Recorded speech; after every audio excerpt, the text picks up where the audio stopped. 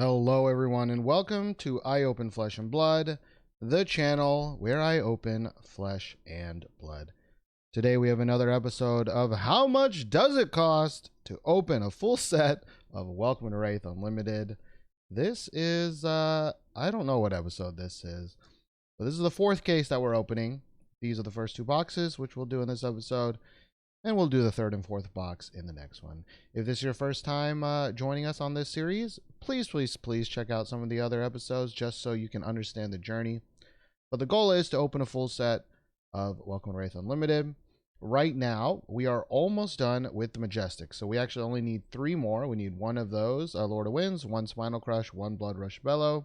So that's kind of our hit list here. We have only opened two legendaries so far, or at least two distinct ones. We did pull one duplicate before. Man, I'm just going straight into the spoilers on this one.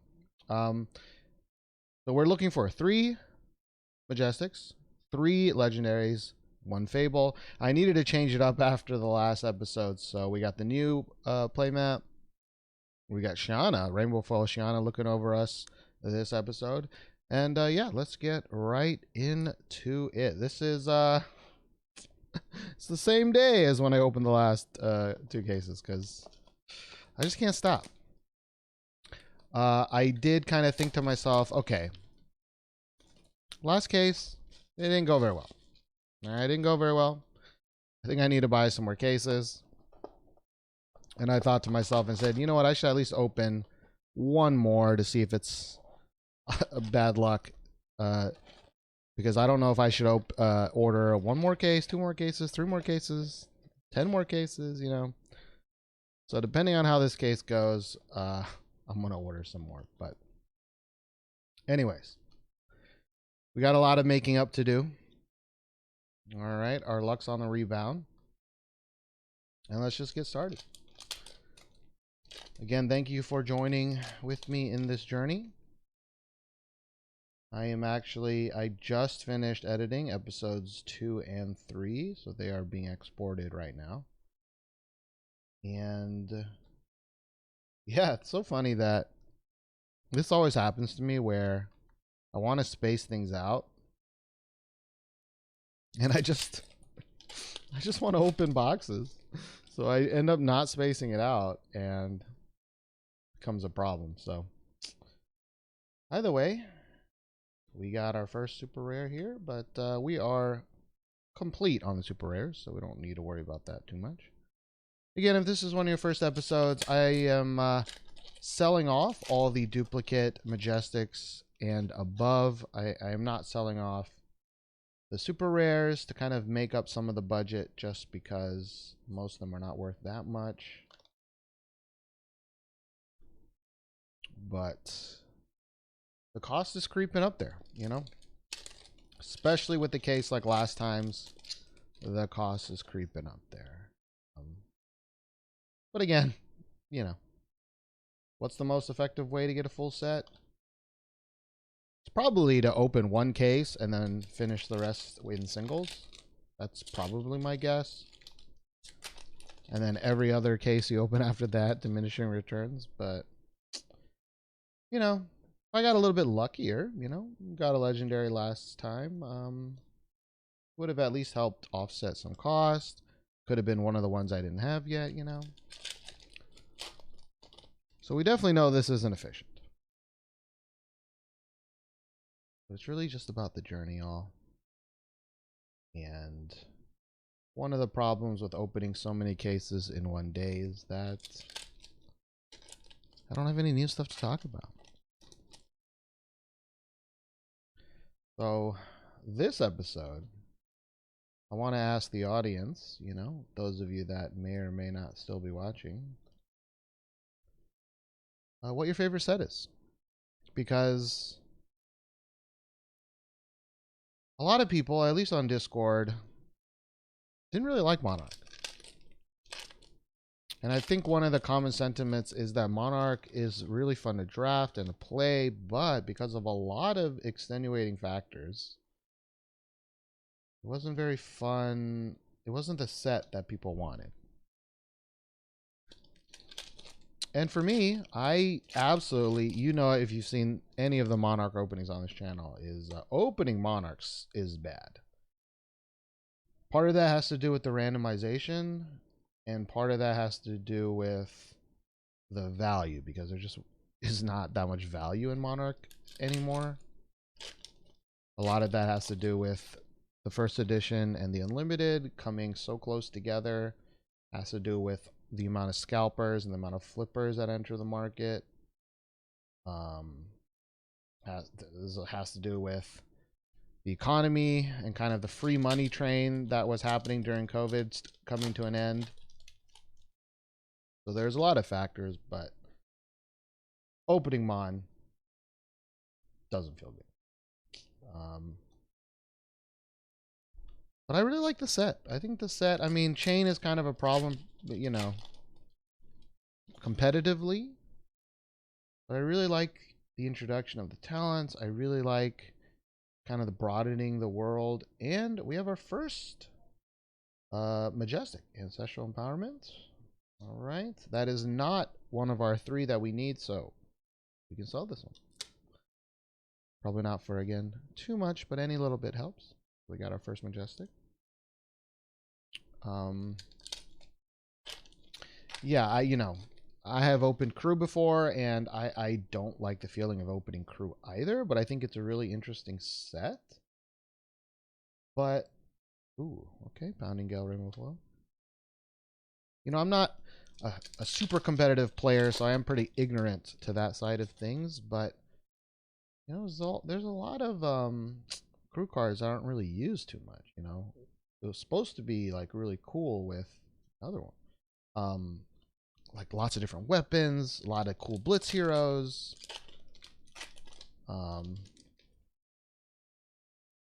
you know, constructed at least is the focus now. So since Crucible Unlimited has been out, hasn't been that many blitz things. So either way, I'm kind of rambling, but safe to say, Crew is kind of a weird set in my opinion. And I think a lot of Fab's future, for me, depends on how they handle the second supplemental set. Because now that we have talents, is the second supplemental set only going to have cards, or is going to have the majority of the cards related to like light and dark and elemental, you know, Shadow Runeblade, that kind of stuff? Or is it going to have a lot of cards for the WTR heroes or ARC heroes, you know? Some of them didn't really get that many new cards, you know, to play with. And I don't know. I was sorting Monarch earlier today, and there's a lot of generics that just aren't used. You know, you would think that they would be used at least in Monarch decks, but they're not. You would think maybe they would go back in older decks, but they're not. And good Glaven, my arch nemesis. My arch nemesis, Alpha Rampage, back at it again. So we got our second Majestic, not one of our hit list. And it's the one we've said repeatedly to stop giving me. But it will haunt me forever. I always feel like certain openers, they're like just cards that kind of like haunt you. And we have a legendary. And it is also the one that I did not want. But I guess it's better than not having a legendary at all. So we have another Scabskin Leather. So we already have one, which means I can sell this. But it is the least expensive one, which kind of sucks because that also means the chance of getting some of the other ones we need are lower. Ooh, the Double Brute 1-2 punch. All right, well, we got another Scabskin Leathers. I actually did check my spreadsheet because I have a giant spreadsheet of all the openings I've ever done. And I think I've opened around 40 cases of Welcome to Rathe, and I've never open a tectonic plating, which is kind of crazy. Definitely Scab Skin and Brayforge are my two biggest openings. Brayforge being number one, but all right, well, at least we got a legendary. It's not the one that we want. Not the one that we want. And we got a third Majestic Steel Blade Supremacy. I feel like these three travel together. Am I crazy? I need to. I'm gonna go back and maybe look at some of my other videos to see if these three travel. But again, not one of those three. Selling. All right. Hopefully, you see in the bottom right-hand corner right now how much I'm selling it for. The price that I've determined is like 10% below TCG, because I usually sell on Facebook, and also fees and stuff, even if I did use TCG, would be about 15%. So that's the number that I've kind of decided that will go there. But so far, I've seen worse boxes, but I have definitely seen better. Last pack here. All right, we're going to go slowly. We're going to go from the bottom because that's the one I like. Or let's just do fast. So we got Genshin Release. And oops. Getting real messy this time. All right, well, that is box number one. We will open a second box here in a second once I get rid of this stuff. Not the pattern I kind of want to see here. And welcome to Rathe. At least currently right now, the legendaries, I think there are 3 of them that are 100 and over. Like Mask of Momentum is over 100, Tectonic Plating over 100, and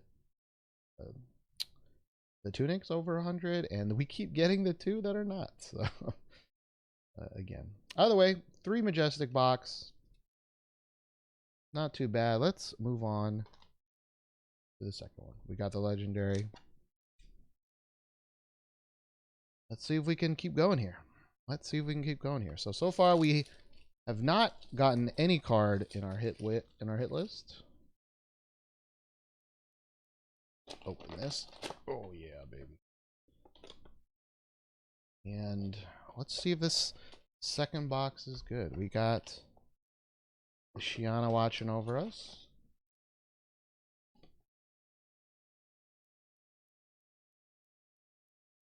Getting a little crazy here. All right. Box number 2. Let's see how we do.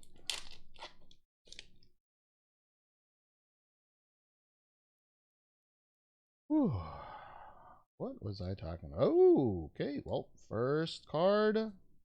First Majestic. Or first pack, first Majestic. Glint of the Quicksilver. Again, not one of our hit lists. We're getting to that point now where we're pretty much just opening boxes for value to see hopefully if we can make enough money back. Glint the Quicksilver, not bad. We're now looking for Enlightened Strikes. If we can get some Enlightened Strikes, since we have gotten our 3, Enlightened Strikes will really help balance out some of this value.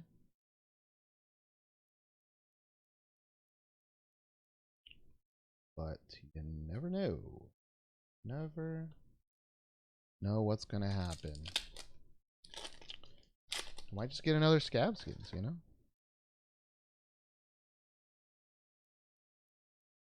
I feel like my my hope has gone down a lot since that last case. And then getting brooded in this one, you know? But hey, oftentimes when I'm down and out, ooh, we got the energy potion, nice. That's when the boxes rise above, you know?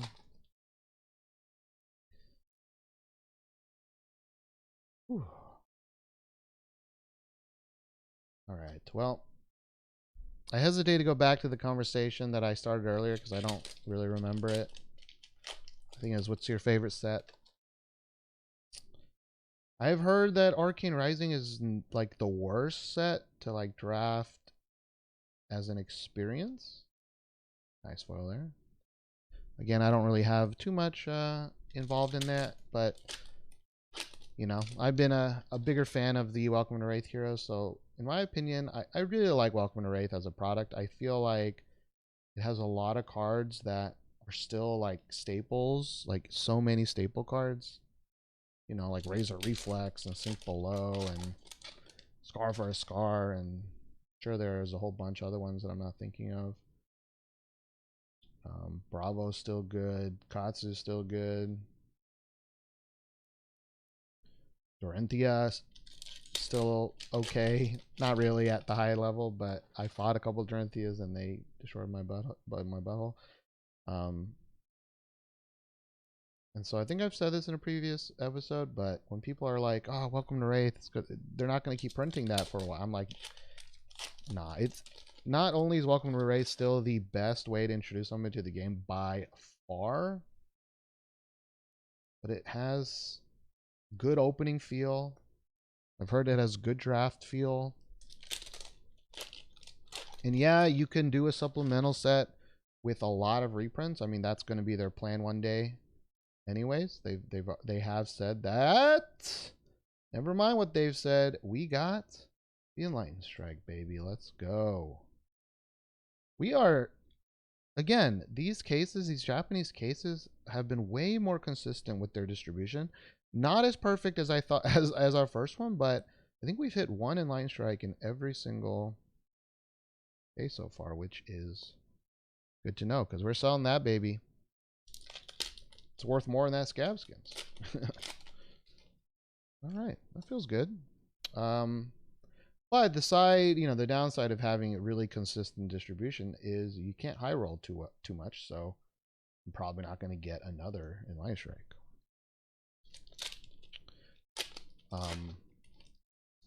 So yeah, long story long. Welcome to Wraith, I think, is still my favorite set, despite I think the art being outclassed in every new set. It still has some amazing art, of course, like in Enlightened Strike. Again, it's a Flesh and Blood's art is amazing in general, but I just don't see it going anywhere for quite a long time.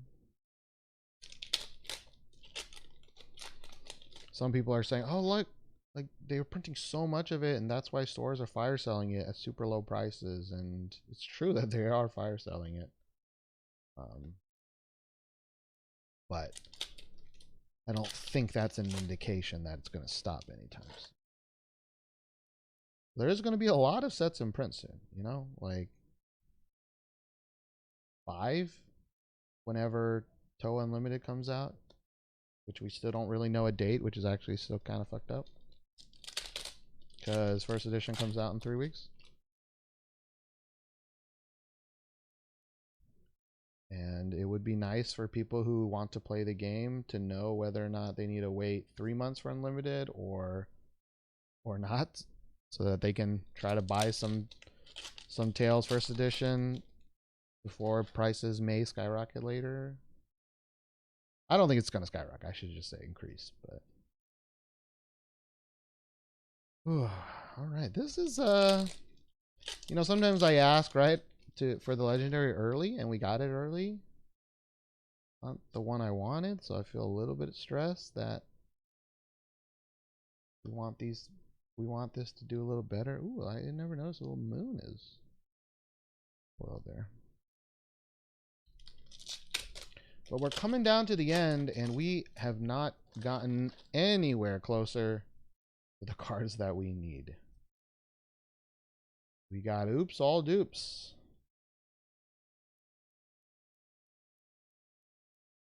But at least we got knee strike. You know. At least right now, currently, the E-Strike and the Scab skins together pretty much pays for the 2 boxes. Or close to, at least. Which is nice. Right? Because then the Like we didn't even buy the boxes, but we got a bunch of other junk too, so not the worst. But that does mean in the next two boxes, probably not going to have a legendary and probably not going to have an Easter egg. So, but stay tuned for the case breakdown. That will happen next episode because we only opened the first two here.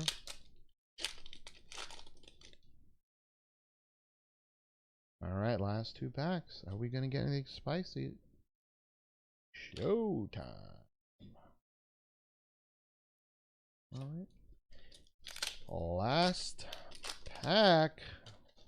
I don't think we're going to get anything on our list. Never know. We're going to go slowly from the bottom. Rare. And from the bottom. Common. Nothing spicy.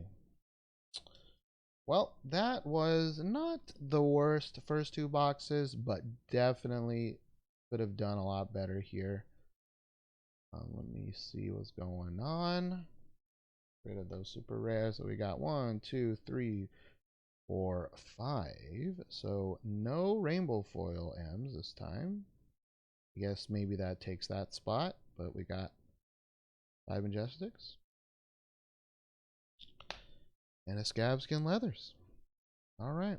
Well, that is going to be it for these two boxes. Stay tuned again for the next episode where I open the third and fourth box and we continue our journey no matter how long it takes. See you next time. Bye.